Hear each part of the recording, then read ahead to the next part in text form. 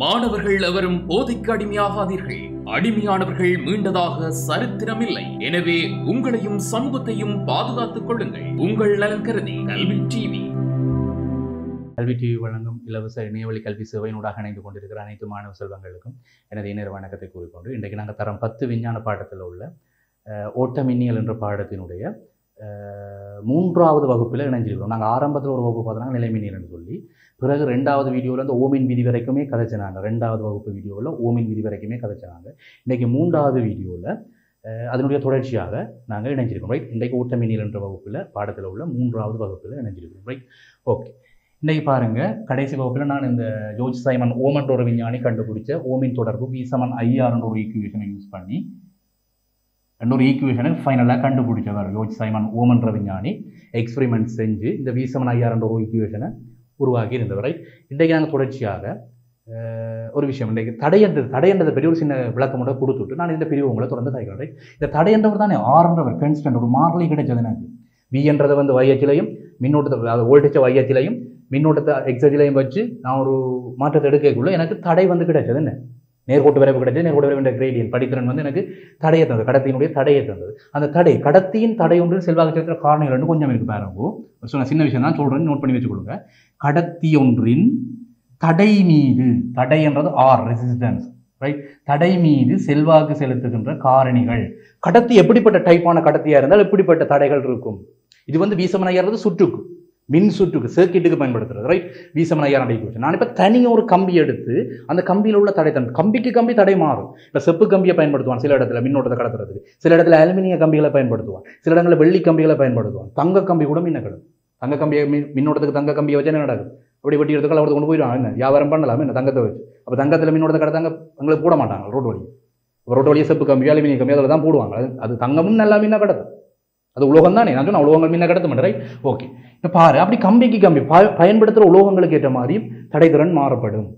அது எப்படி என்றால் ஒரு கடத்தின் தடைத்திறன் எப்படி மாறும் என்றால், உனக்கு சிலபஸில் இல்லை இந்த ஈக்குவேஷன் சும்மா ஞாபகம் வச்சுட்டு R=ρL/, இது அப்ளைட் அந்த A லெவல் சயின்ஸுக்கு போனது இது உனக்கு தேவை. இங்கே O லெவலில் உனக்கு தேவை இல்லை. பட் கடத்தியின் தடை ஒன்று செல்வாக்கு செலுத்துகிற காரணிகள் என்னென்னதை தெரிஞ்சு வச்சிருக்கோம். என்னென்ன காரணிகள் கடத்தி ஒன்றின் தடை மீது செல்வாக்கு செலுத்தும், என்னென்ன வயர்களை பூட்டினா எப்படி கரண்ட் ஓடும், எப்படி தடை இருக்கும், அதில் தெரிஞ்சு வச்சிருக்கிறது நல்லா. இந்த ஈக்குவேஷன் நீ பாடமாகவே தவிர தேவையும் இல்லை உனக்கு. இந்த ஈக்குவேஷன் தேவையில்லை. இந்த ஈக்குவேஷனை வச்சு தான் நான் என்னென்ன காரணங்கள் செல்வாக்கு செலுத்துன்னு கதை கேட்போம். ரைட், தடை என்றவர் இங்கே R, சமன்பாடு படி R. அப்போ தடையில் செல்வாக்கு செலுத்துகிற காரணங்கள் என்னென்னு கேட்டால், முதலாவது சொல்லலாம் இந்த L-ன்றது கடத்தியின் நீளம். ரைட், அப்போ கடத்தி கம்பியின் நீளம் சிமோல் L குறிப்போம். இந்த நீளம் வந்து பாருங்க தடையில் செல்வாக்கு செலுத்தும், கடத்தியின் தடையில் செல்வாக்கு செலுத்தும். இப்போ நீ நீளமான வயரை கொண்டு நீளமான வயரில் வந்து கரண்டை கடத்த போகிறான்னு சொன்னால் பெரிய தடை இருக்கும். நீளம் கூடினால், சமன்பாடு படி நீளம் கூடினால் தடையும் கூடும். சமன்பாடு அங்கால கூடினா இங்காலையும் கூடும். அங்கால நீளம் கூடினா மேக்சிமம் பெருமானம் அங்கே கூட போகுது. அப்போ இங்காலையும் தடை கூட போகுது. ஆகவே கடத்தியின் நீளம், கடத்தி கம்பியின் நீளம் கூடினால் தடை கூடும். அந்த விஷயத்தை சொல்லு. கடத்தி கம்பியின் நீளம் கூடினால் கடத்தியின் தடை கூடும். அடுத்தது வேறு இந்த A என்றவர் குறுக்குவெட்டு வரப்பு, கடத்தி கம்பியின் குறுக்குவெட்டு வரப்பு. கடத்தி கம்பியின் குறுக்குவெட்டு, இது வந்து கடத்தி கம்பின்னு யோசி, ஒரு செப்பு கம்பி. ரைட், இது ஒரு செப்பு கம்பின்னு யோசி. மின்னோட்டத்தை கடத்துற ஒரு செப்பு கம்பி. ரைட், இந்த மின்னோட்டத்தை கடத்துற செப்பு கம்பியில் குறுக்குவெட்டு பரப்பு தானே ஏரியா, நடுவில் ஒரு கத்திரிக்கோளை வச்சு நடுவில் வெட்டினீங்கன்னா நடுவில் ஒரு வட்டமான ஷேப்பில் வரும். குறுக்குவெட்டு பரப்புன்னு சொல்லுவோம். இந்த குறுக்குவெட்டு பரப்பு தான் ஏரியான்னு குறிப்போம், இந்த வட்ட பகுதியினுடைய ஏரியா. இந்த ஏரியா வந்து பெருசாக இருந்தால் தடை குறைவாக இருக்கு. ஏரியா பெருசாக இருந்தால் கீழே உள்ள பெருமானம் பெருசென்றால் மொத்த வேல்யூவும் அங்கே குறைய போகும். மேலே உள்ளது கூடினாத்தான் இஞ்சால கூடும், சமன்பாட்டுக்கு இஞ்சால. இப்போ இந்த மேலே உள்ள பெருமானம் கூடினாத்தான் சமன்பாட்டுக்கு இஞ்சால தடை கூடும். கீழே உள்ள பெருமானம் கூடினால் சமன்பாட்டுக்கு இஞ்சால தடை குறையும். ஆகவே கடத்தின் குறுக்கோட்டு பரப்பளவு எனக்கு கூடினால் பெரிய கம்பியை மோட்டார் வயருக்கு பாருங்க. மோட்டார் வீட்டில் வந்து மோட்டார் வயர் இருக்குதான், அது கொஞ்சம் பெரிய தடிப்புள்ள வயராக வச்சிருப்பாங்க. என்ன காரணம், மோட்டருக்கு பெரிய கரண்ட் வேணும், பெரிய கரண்டாக அனுப்ப வேணும். மோட்டர் சுற்றுறதுக்கு சின்ன கரண்ட் 5 ஆம்பியர் 4 ஆம்பியர்லாம் காணாது, 13-15 ஆம்பியர் கிட்ட வேணும் மோட்டரை பொறுத்து. ரைட், அப்போ 15 ஆம்பியர் அனுப்பணும்னா கொஞ்சம் பெரிய வயரை தான் அனுப்பணும். மோட்டர் வயர் கொஞ்சம் பெருசாக இருக்கும். வீட்டு வரைகளை பாருங்க, மோட்டர் வயரை பார்த்தீங்கன்னா கொஞ்சம் பெருசாக இருக்கும், தடிப்பு கூடியதாக இருக்கும். என்ன ரீசன், அதுக்கால பெரிய கரண்டாக அனுப்ப வேண்டும். அப்போ குறுக்குவெட்டு பிறப்பை நீ கூட்டினி என்றால் எனக்கு தடை குறையும் ஆட்டோமேட்டிக்காக. குறுக்குவெட்டு பிறப்பை கூட்டினால் பெரிய வயர் அனுப்பினா தடை குறைவு, மின்னோட்டம் ஸ்மூத்தாக ஓடும். தடை குறைஞ்சா மின்னோட்டம் ஓடும். அப்போ மின்னோட்டத்தை நல்லா ஓட வேணும் என்றால் தடையை குறைக்க வேணும். மோட்டருக்கு அனுப்ப வேண்டியது 15 ஆம்பியர் கரண்டாவது அனுப்ப வேணும். அப்படின்னா தடை குறைஞ்ச வயரை இருக்கணும். அப்போ மின்னோட்டத்தை ஸ்மூத்தாக அனுப்பணும். பெரிய மின்னோட்டத்தை அனுப்பணும்னா கொஞ்சம் பெரிய வயரை கொடுக்க வேணும். இப்போ பரப்பளவு கூடினா குறுக்கோட்டு பரப்பு மொத்தமான வயரை நான் சொல்கிறேன், மோட்டர் வயர் மொத்தமாக இருக்கும். அப்போ பரப்பளவு கூட, குறுக்கோட்டு பரப்பு கூட, பரப்பு கூடினால் தடை. அப்போ இது கிளியராக சொல்லணும். கடத்தி ஒன்றின் இரண்டாவது விஷயம், கடத்தி கம்பியின் குறுக்குவெட்டு பரப்பு அதிகரித்தால், ஏரியான்னு சொல்றது என்ன, குறுக்கோட்டு பரப்பு அதிகரித்தால் கடத்தியின் தடைதிறன் குறையும். தடைதிறன் குறையும், அதாவது மின்னோட்டம் ஸ்மூத்தாக போகும். தடைதிறன் குறைஞ்சா மின்னோட்டம் ஸ்மூத்தாக போகும். அதை கழிச்சுன்னா சரி. அடுத்தது பாருங்க, இந்த ட்ரோன்றவர், ரைட், சமன்பாடு படி ட்ரோன்றவர் கடத்தி திரவியம் ஆக்கப்பட்டுள்ள பதார்த்தம். கடத்தி பொருள், கடத்தி கம்பி இருக்கு தானே. மூன்றாவது விஷயம், கடத்தி கம்பி ஆக்கப்பட்டுள்ள திரவியம். செப்பால் ஆக்கப்பட்டதா, அலுமினியத்தால் ஆக்கப்பட்டதா, அல்லது என்ன உலோகத்தால் ஆக்கப்பட்டது, என்ன திரவியத்தால் ஆக்கப்பட்டது, அந்த திரவியத்தை பொறுத்தும் தடைதிறன் மாறும். ரைட். அப்போ அதையும் நீ சொன்னீங்கன்னா சரி. அது உனக்கு பெருசாக இங்கே இப்போதைக்கு தேவையில்லை. இது சும்மா 3 விஷயம் இருக்குன்னு நீ ஓலவில் தெரிஞ்சு வச்சிருந்தா சரி. கடத்தி கம்பி ஒன்றின் தடை மீது செல்வாக்கு செலுத்துகிற காரணங்கள் என்னென்றால், கடத்தி கம்பியின் நீளம் கூடினா தடைதிறன் கூடும், மின்னோட்டம் தடைதிறன் கூடும்னா மின்னோட்டம் குறையும். இப்போ நீளமான கம்பிக்கு, நீளமான தூரத்துக்கு நீ கரண்ட் அனுப்ப போகிற வயரில் என்று சொன்னால் அங்கே போய் தொங்கல் போய் மின்னோட்டம் குறையும். என்ற தடை கூட போகுது. என்ன நீளமான இதுக்கு அனுப்ப போகிற, அப்போ தடை கூட போகுது. அது மாதிரி குறுக்கோட்டு பரப்பு கூடினால் தடை வந்து குறையும். குறுக்கோட்டு பரப்புக்கு தடை நேர்மாறாக இருக்கும். குறுக்கோட்டு பரப்பு பெருசாக இருந்தால் தடை குறையும், மின்னோட்டம் ஸ்மூத்தாக போகும். அந்த கதை. அடுத்தது மூன்றாவது, கடத்தியாகப்பட்டுள்ள திரவியத்தை பொறுத்தும் தடைதிறன் மாறுபடும். கடத்தியில் தடைதிறன் மாறுபடும். இந்த விஷயங்களை நீ கழிச்சினா சரி. இன்றைக்கு நாங்கள் கொஞ்சம் அப்ளிகேஷன்ஸ், ஓமின் விதியினுடைய கொஞ்சம் அப்ளிகேஷன்ஸை சர்க்யூட்டுகளில் எப்படி பயன்படுத்துகிறதை பார்ப்போம். ரைட். ஓகே. சில கணக்குகள் போடுறேன், பாருங்க, உங்களுக்கு புரியும். சில கணக்குகள் மூலமாக சர்க்யூட்டில் வந்து எப்படி ஜோர்ஜ் சைமன் ஓமினுடைய விதியை பயன்படுத்துறதுன்றதை பார்ப்போம். ரைட். ஒரு கணக்கு கொண்டு போடுறான். நீங்கள் மின்சுற்றொன்றின் தொடுக்கப்பட்டுள்ள 6 ஓம் தடையுடைய மின்குமிழினூடாக 1.5 ஆம்பியர் பாயுமெனின் அந்த இரு முடிவிடங்களுக்கு இடைப்பட்ட அழுத்த வேறுபாட்டை காணும். ரைட். கேள்வி பார்ப்போம். ஒரு சர்க்யூட் ஒன்றை போடுறேன். ரைட். ஒரு சர்க்யூட் ஒன்றை போடுறேன். ஒரு பல்ப் ஒன்றை கனெக்ட் பண்ணியிருக்கு. ரைட். ஓகே. இங்கே வந்து ஒரு எளிய மின்சுற்று தான் இது. ஒரு பல்ப் ஒரு பேட்டரியில் போட்டு கனெக்ட் பண்ணி கிடக்கு. ரைட். இது ப்ளஸ் முடிவிடம், இது வந்து மைனஸ் முடிவிடம். இப்போ கேள்வி என்னென்றால், 6 ஓம் தடையுடைய மின்குமுளுக்கு ஒரு தடை இருக்குது. மின்குமுள் வேறுங்க ஒரு தங்குத நிலையால் போட்டிருக்கு. ரைட். தங்குத நிலையால் வந்து போட்டிருந்தா தங்குதன் என்ற ஒரு உலோகம் தானே. நான் இப்போ சொன்னால் அந்த உலோகங்களுக்கும் தடைதிறன் இருக்குன்னு சொல்லி, அப்போ மின்குமுளுக்கு தங்குதன் உலோகம் இருக்கும். தங்குதன் உலோகம் தான் பாருங்க ஒளியை உருவாகுது, லைட்டை உருவாகுது, மின்சக்தியை கொடுத்து வெளிச்சத்தை உருவாகுது. அப்போ வெளிச்சத்தை உருவாக்கக்குள்ள எனக்கு பாருங்க அந்த இடத்துல தங்குதன் என்ற ஒரு உலோகத்துக்கு தடை இருக்கும். அந்த தங்குதன் என்ற உலோகத்தின் தடை கொஞ்சம் அழுத்தத்தை இவர் வேண்டுவார். அப்போ தடை எவ்வளவு கேட்டீங்கன்னா, ரெசிஸ்டன்ஸ் எவ்வளவு கேட்டீங்கன்னா 6 ஓம். ரைட். இந்த மின்குமுளுக்கு இடையில் உள்ள தடை வந்து 6 ஓம். ரைட். ஓகே. சுற்றினூடாக பாயும் மின்னோட்டம் வந்து 1.5 ஆம்பியர். அப்போ சுற்றில போகிற கரண்ட் 1.5 ஆம்பியர். 1.5 ஆம்பியர் சுற்றுக்குள்ள போகிற கரண்ட் வந்து 1.5 ஆம்பியர் கதைச்சாச்சு. பல்புக்கு கூட பல்புன்ற தடை வந்து 6 ஓம் கதைச்சாச்சு. இப்போ எவ்வளவு வோல்டேஜ், இந்த பேட்டரியினுடைய வோல்டேஜ் எவ்வளவு கேட்குறாங்க. பேட்டரின்ற வோல்டேஜ் எவ்வளவு நான் சொன்னால், ஒரு சுற்றில வந்து கரண்ட் கூட வேணும் என்றால் கட்டாயம் வோல்டேஜ் அப்ளை ஆக வேணும். அப்ளைங் வோல்டேஜ், அதாவது வள்ளங்கள் அழுத்தம் கட்டாயம் இருக்க வேணும் சுற்றில. இது ஒரு எளிய மின் சுற்று. நல்ல கேள்வி உண்டு. பேட்டரியினுடைய அழுத்தம் உள்ள கண்டுபிடிச்சிட்டு கிடக்கு. பேட்டரியுடைய அழுத்தம் உண்டு. ஒரு சுற்றில சர்க்யூட்டில் கரண்ட் ஓட வேணும்னா கட்டாயம் அழுத்த வித்தியாசம் பிரிவோம். ரைட். கட்டாயம் அதுதான் ஓமின் விதியில் கண்டுபிடிச்சது. மின்னோட்டம் இல்லாடி அழுத்த வித்தியாசம் இல்லை. 2 பேருமே லவ் சொன்னதாச்சுனாங்களே. என்ன மின்னோட்டம் இல்லாடிக்கு அவர் இல்லை, இவர் இல்லாடிக்கு அவர் இல்லை, அவர் இல்லாடிக்கு இவர் இல்லை. அப்படிதான் மின்னோட்டமும் மின்னழுத்த வித்தியாசமும் லவ்ஸ் மாதிரி. அவர் இல்லாமல் இவர் இல்லை. கிளியர் எடுத்து வச்சுக்கொள். அப்போ இந்த சுற்றில அழுத்தம் இல்லாட்டிக்கு கரண்ட் இல்லை, சுற்றில அழுத்தம் இல்லாட்டிக்கு கரண்ட் ஓட இல்லை. கிளியராக கேட்கலாம். சுற்றில வந்து ஒரு அழுத்தம் பேட்டரியை போட்டு அழுத்தத்தை கொடுத்துக்கூடாது. இங்கே மின்குமுள் எரிய போகுது. 6 ஓம் தடையுள்ள ஒரு மின்குமுள் எரிய போகுது. கரண்ட் சுற்றில போகிற கரண்ட் 1.5 ஆம்பியர், 1.5 ஆம்பியர். ரைட். இப்போ நான் இதை சுற்றுக்கு வீசமன் சுற்றுக்கு சர்க்யூட்டுக்கு, ரைட், சுற்றுக்கு ஓமின் விதிப்படி வீசமன் பிரயோகிச்சால் சமன்பாடு அதுதான் வீசமன் என்ற சமன்பாடு. சுற்றுக்கு பயன்படுத்தப்படுற வளங்கள் அழுத்தம் உள்ளதான் கேள்வி. நான் VS வி என்று குறிச்சாலும் சரி, வளங்கள் அழுத்தம் உள்ள கேள்வி. சுற்றில போகிற கரண்ட் வந்து பார்த்தீங்கன்னா 1.5 ஆம்பியர், 1.5 ஆம்பியர் இன்டு ரெசிஸ்டன்ஸ். சுற்றில இருக்கிற தடை எவ்வளவு, மின்குமுளுடைய தடை எவ்வளவு, 6 ஓம். அப்போ 1.5 வந்து 6 பிரிக்கினா 9 கிடைக்கும். வளங்கள் அழுத்தம் VS வந்து 9 வோல்டேஜ். ரைட். அப்போ 9 வோல்டேஜ் பேட்டரியை தான் இங்கே யூஸ் பண்ணியிருக்கிறாய். விஷயம் விளங்குது நமக்கு. சுற்றுக்கு விசவன் ஐயாரை யூஸ் பண்ணி சுற்றில் இருக்கிற வோல்டேஜ், சுற்றில் இருக்கிற அழுத்தம், சுற்றில் இருக்கிற தடை, சுற்றுக்கு இருக்கிற மொத்த தடை போட்டினா உனக்கு சுற்றில போகிற கரண்ட் எவ்வளோ வந்து கிடைக்கும். கரண்டை போட்டு அப்ளை முழுக்களுமே, அதாவது வீசமன் ஐயாரில் இருக்கிற 3 பகுதிய கணைகளுமே வோல்டேஜ்ன்றது V என்றது வோல்டேஜ், I என்றது மின்னோட்டம், R என்றது தடை. இந்த 3மே சுற்றுக்கு கதைக்கும். ஏன்னா சுற்றுக்கு தான் நீ அப்ளை பண்ணுற, சர்க்யூட்டுக்கு தான் நீ அப்ளை பண்ணுறாய் வீசமன் ஐயார் என்ற ஈக்குவேஷன். ரைட். அப்போ சுற்றில் இருக்கிற வளங்கள் அழுத்தம், சுற்றில போகிற மின்னோட்டத்தை பயன்படுத்தி, சுற்றில உள்ள தடைகளை பயன்படுத்தி தான் அதில் அப்ளிகேஷன் அப்ளை பண்ணணும். ரைட். பண்ணி தான் உனக்கு இப்படியே கடைசி வளங்கள் எடுத்தது 9 வோல்டேஜ் எடுத்தான். 15 × 6 90. ரைட். 9 வோல்டேஜ். அது சரி. ரைட். ஓகே. நாங்கள் இப்போ அடுத்த கேள்வி ஒன்று பார்ப்போம். ஓகே, ஒரு குமிழை ஒரு 12 வோல்டேஜ் மின் வளங்களுடன் தொடக்கும்போது அதனூடாக 0.5 ஆம்பியர் மின்னோட்டம் பாயுது. குமிழின் தடை என்ன? Right, okay. இதுவும் அதே மாதிரி ஒரு சர்க்கிட் தான், சிம்பிள் சர்க்கிட் ஒன்று தான். Right, okay. Right, okay. இப்போ பார் 12 வோல்டேஜ் மின் வழங்கலாம், 0.5 ஆம்பியர் பாயுதாம் மின்னோட்டம், வந்து 0.5 ஆம்பியர் பாயுதாம்.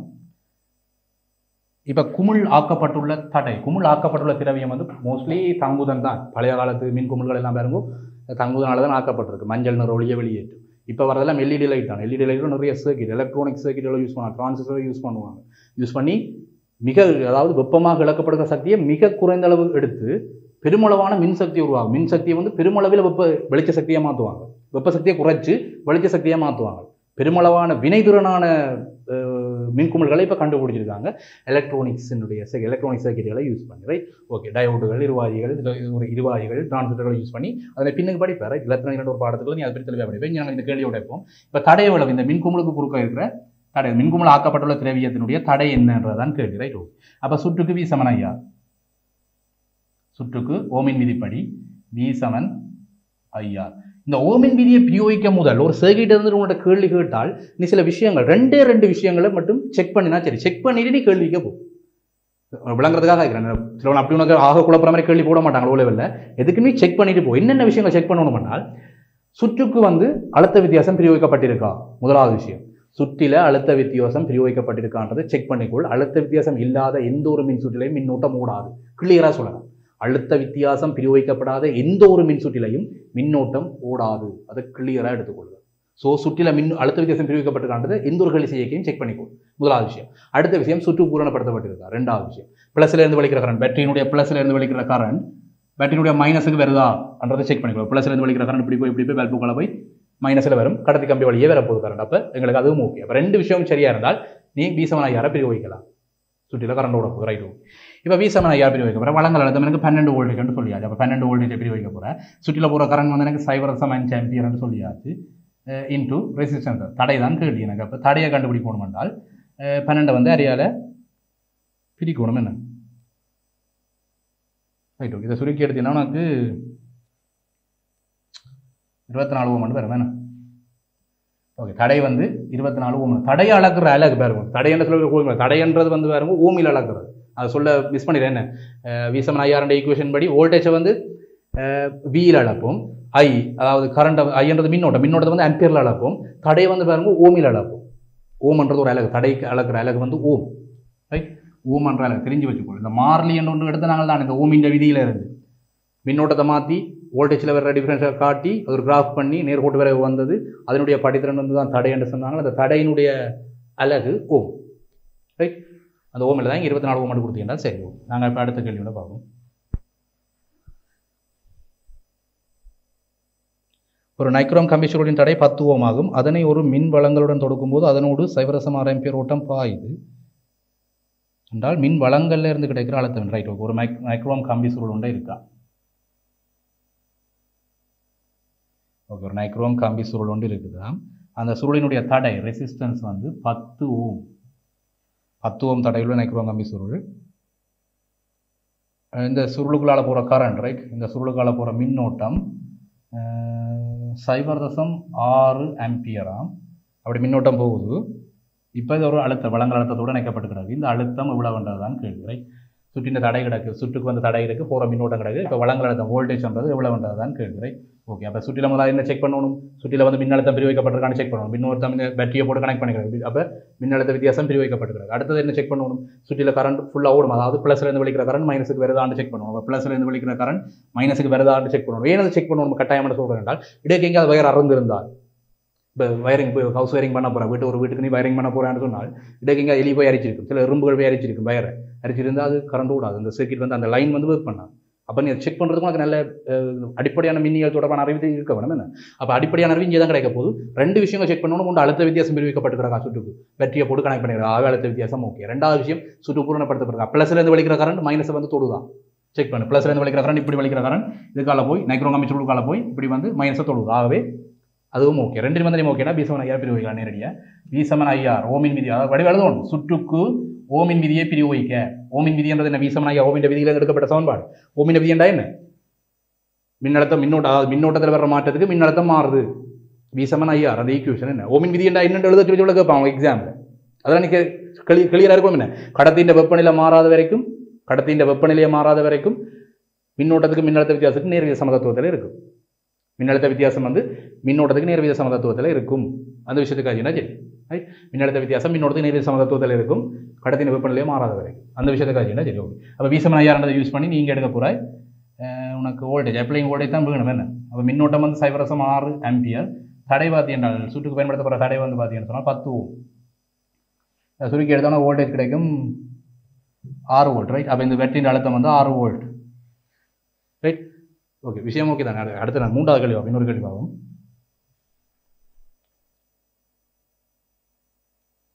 ஒரு நைக்ரோம் கம்பி சுருளின் தடை 6 ஓம். ரைட். இதே மாதிரி இன்னொரு கேள்வி, அதே மாதிரி ஒரு கேள்வி. நைக்ரோம் கம்பி சுருள் வந்து ஒரு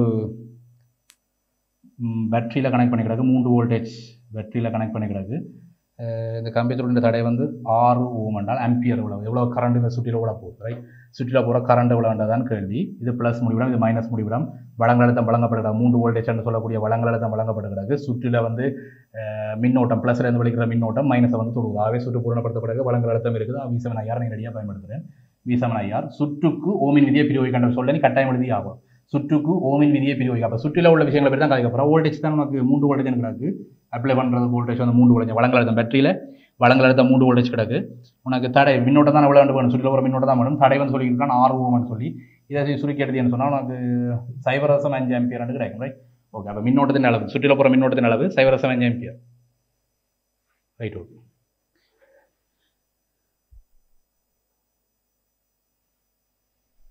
இப்போ நாங்கள் அடுத்த விஷயத்தை பார்ப்போம்.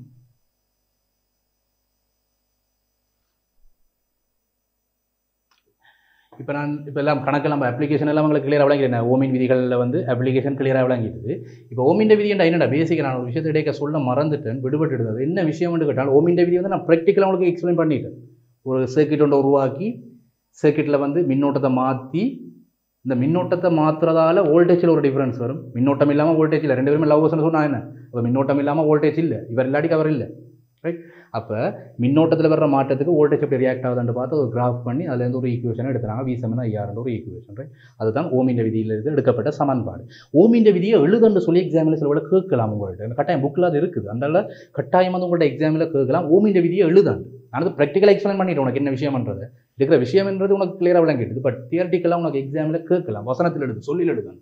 அப்போ ஓமின் விதியை சொல்லில் எழுதுன்றால் நீ சொல்லில் கிளியராக எழுதலாம். சரி, விஷயம் உனக்கு விஷயம் எழுதி கொடுக்கலாம். ஓமின் விதி அது சொல்லில் எழுதுன்னு கேட்டால் கடத்தியின் வெப்பநிலை மற்றும் ஏனைய சூழல் காரணங்கள். அதை நீ சொல்லலாம், சொல்லாமல் விடலாம். பட் நிபந்தனையை கிளியராக கதைக்கும். நிபந்தனை சொல்லிக்க கிளியராக சொல்லணும். சும்மா சயின்ஸில் சடையக்கூடாது. வெப்பநிலை என்று சொல்லலாம் ஒரு விஷயம். ரைட். வெப்பநிலை என்று சொல்லலாம். மற்றும் ஏனைய சூழல் காரணிகள், அமுக்கம், ப்ரெஷர், இதெல்லாம் சூழல் காரணி. சுற்றடல் காற்றுல வர்ற அமுக்கம் என்ன? சூழல் காரணி. இது எல்லாத்தையுமே புறக்கணிக்க சொல்லுவோம். முதலாவது விஷயம், கடத்தினுடைய வெப்பநிலை இழிவளவாக்கணும் அல்லது புறக்கணிக்க வேணும் அல்லது மாறாமல் பேண வேணும். ஏதோ ஒரு விஷயத்தை சொல்லுவோம். கடத்தினுடைய வெப்பநிலையை மாறாமல் பேண வேணும் அல்லது புறக்கணிக்க வேணும் அல்லது இழிவளவாக்க வேணும், குறைந்தளவாக்க வேணும். ஏதோ ஒரு விஷயத்தை சொல்லி நிபந்தனையை முதல்ல போட்டுட்டு கடத்தியின் வெப்பநிலையை மாறாமல் பேணிக்கொண்டு கடத்தியின் இருமுனைகளுக்கு குறுக்கே உள்ள மின்னழுத்த வித்தியாசம் வோல்டேஜ் ஆனது கடத்தி கம்பின்னு எப்படி இருக்கும் என்ன? ரைட்.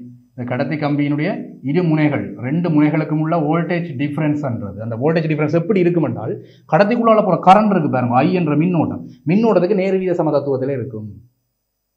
இதுதான் சொல்லில் கதைக்கிறது. சொல்லில் எழுத சொன்னால் இப்படி தான் எழுதுறது. சயின்ஸ் எல்லாம் சும்மா சொல்லில் எழுதி போட்டு பாடமாக்கி எழுதுறது எல்லாமே சயின்ஸ் இல்லை. என்ன பொறுத்தவரை நான் சயின்ஸ் டீச் பண்ணுறது அப்படி தான். சயின்ஸை வந்து பாடமாக்கி கொண்டு விட்டு எழுதுறதுக்கெல்லாம் திருவாரங்கள் திருவாசங்கள் இருக்குது, வேறு பாடங்கள். அங்கே போய் தான் நாங்கள் பாடமாக்கி அப்படியே வரிக்கிறோமா எழுத வேணும். சயின்ஸில் அப்படி இல்லை. செஞ்சு பார்க்கணும், விஷயத்தை செஞ்சு பார்க்கணும், கிளியராக மூளைக்குள்ளே எடுக்கணும், பிரெயினுக்குள்ளே எடுத்துட்டு நீ அதை கொண்டு போய் எக்ஸாமில் எழுதலாம். ப்ராக்டிக்கலாக செஞ்சு பார்த்துட்டு தான் அப்புறம் தியரட்டிக்கலாக போவோம். எல்லாத்தையுமே சந்தேகப்படு. விஞ்ஞானத்தில் சகலத்தையும் சந்தேகப்படு. ஜோர்ஜ் சைமன் ஓம்ன்ற விஞ்ஞானி சந்தேகப்பட்டவர். ரைட். மின்னோட்டத்துக்கும் மின்னழுத்த வித்தியாசத்துக்கும் ஒரு கனெக்ஷன் இருக்குன்னு சந்தேகப்பட்டவர். சந்தேகப்பட்டு தான் அதை பரிசோதனை செஞ்சு ப்ரூவ் பண்ணி ஒரு விஷயத்தை சொன்னவர். அதாவது நீ கிளியராக சொல்லி எழுதணும். எக்ஸாமில் கிடையாது, எக்ஸாமுக்கு தேவைப்படுறதுக்குள்ள நீ அதை எழுதிக்கொள்ளலாம். அதாவது ஓமின் விதியை சொல்லில் எழுதுன்னு கேட்டால் வெப்பநிலை மற்றும் ஏனைய பௌதிக காரணிகள் மாறாமல் இருக்கும்போது, கடத்தியின் வெப்பநிலை மற்றும் ஏனைய பௌதிக காரணிகள் மாறாமல் இருக்கும்போது கடத்தியின் இரு முனைகளுக்கு குறுக்க உள்ள அழுத்த வித்தியாசம் கடத்தினூடாக பாய்கிற மின்னோட்டத்துக்கு நேர்வீத சமதத்துவத்தில் இருக்கும், அல்லது நேர்வீதமாக இருக்கும். அது கூடினா இதுவும் கூடும், அது குறைஞ்சா இதுவும் குறையும். அப்படி தான் நேர்வீத சமதத்துவம்னா அப்படி தான், லவ்வர்ஸ் மாதிரி கிட்டத்தட்ட அப்படி யோசிங்க. ரைட். அப்போ இவர் கிடைச்சா அவருக்கு வெளிக்கும் அந்த மாதிரி. ரைட்.